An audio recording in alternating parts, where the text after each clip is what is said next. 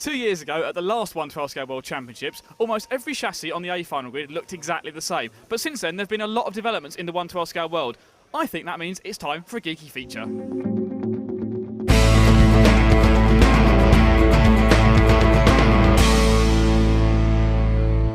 Walking around the pits here in the Netherlands, the first car that caught my eye was the radical new design from CRC with a super narrow chassis. Let's talk to team boss Frank Calandra. The new car allows us to run the battery inline when the track dictates a style of chassis that will benefit, or sideways transverse battery, so it'll do both. So that's the cool thing about it. And we threw a couple other things in there that we wanted to test as well. So obviously with the narrower chassis, presumably it helped. Part of that is also then to prevent any sort of scrub as the car moves to the corners? Yeah, of course, that really is always a problem as the speeds and the grip of 12 scale, the speed continues to increase, grip levels are strong as well, so the car rolls over a little bit, touches, loses grip, spins out. Our narrow chassis really, it really eliminates that problem, and it just sleeks up the car. Now, obviously we've mentioned the chassis being quite different. Is the rest of the geometry still more or less the same as the previous incarnations of the car? Wheelbase, yes, but of course weight distribution changes depending on where you put the battery. Roll centers are similar.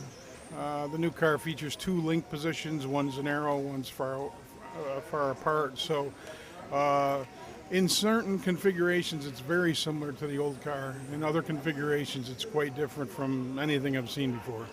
Is that just to allow as much adjustability at a race as possible, presumably? Exactly. You know, especially at the IFMAR World Championships, we have to check in our chassis and label it, and we're fixed on running that chassis for the week. And early in practice, you're not really sure if this track is going to dictate a sideways transverse battery or maybe an inline car that'll transition through chicanes very well. And if you lock yourself into a chassis that only gives you one option, it could hurt you in the long run. With our chassis, they can mark our chassis in, and we can change the configuration. And now the other part I've seen is the rear diffuser you've had for the car.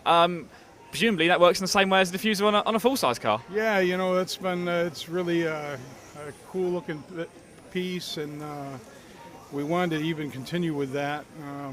Again, read the rules over very carefully, nothing making it illegal, so we decided to bring it. And we've gone back to back, and without question, you can feel it at the high speeds. The drivers are feeling the added rear grip. So I've always, you know, anybody who knows me, I'm a crazy man when it comes to 12 scale. I love it. And I love designing something different and trying to make it work. And I love trying to, you know, just do something different. And we did a little bit different with this car, and so far so good. I'm really pleased, having a bunch of fun with it, you know. Well, you're certainly having fun, and it is competitive. It's right up the top of the timesheets at the moment with a number of different drivers, so it seems to be working well then. Yeah, we've got a great team. I got a number of guys in the top 10 right now. It's early, anything can happen. The last qualifier went really well. Top 10 runs, so the new car's working really well, I think, and it's really changeable as well. You can really do anything you want on it, which is really good. The next thing that caught my eye was the Yokomo car being used by defending champion Naoto Matsukura. In particular, the front end of the car. There's a new steering system on there using a bell crank, much like in some of the older touring car style things, which obviously can give you a different acumen, a different steering feel in the car, and a damper inside the front suspension, again to tune that front end of the car. But Yokomo remaining very tight-lipped about the car, so there may be even more developments in there that we haven't seen yet, but for sure it's working very well for Naoto as he's topping the timesheets at the moment. And finally, a new company coming to the World Championships, On Point Racing and Gilles Groskamp racing their latest car. You've raced for a number of other brands in the past, so can you explain the decision to go it by yourself and make your own car? I just wanted to sort of do things the way I wanted to do them, and I like to have a car that when I'm working on it, I go, man, this looks good.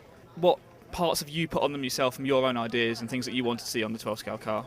I did now that we've gone to more of a centerline battery, I did a little different top deck than some other guys have, and I think it's stronger and it's a little nicer design, it's a little cleaner. Got a big signing for this event in Gilles Groskamp racing for you. What's it like having him on the team and racing for you at a World Championships? It's really great. I mean, I always knew the car was good. How good, you know, you don't really know because like I'm not as good a driver as him, but I'm working on his car and setting it up, and he's basically just driving it, and he's going way faster than me, so I guess it's just me. Can you tell us how the deal came about for you to run the car for this event? Actually, the deal came around as Marcus. He's one of the drivers on Point. He's also using the motors and batteries from Orion and the speed control. And he had a lot of he did a lot of testing, and he has a lot of experience in 12 skill. It must feel quite nice to be driving a car from a new company and be right up the top. Yes, it's great. I mean, I'm actually really surprised it's going so well. The car drives really easy, it's fast. And I think it's only really the driver. I really have to. Maybe I need a little bit more track time to learn to drive faster with the car. That's just 3 cars that have caught my eye. There's of course many different manufacturers here at the World Championships, and we'll meet more team bosses as we go through the week in 12 scale and in touring car. But stay tuned to F1.ws throughout the week for all the news here in Holland.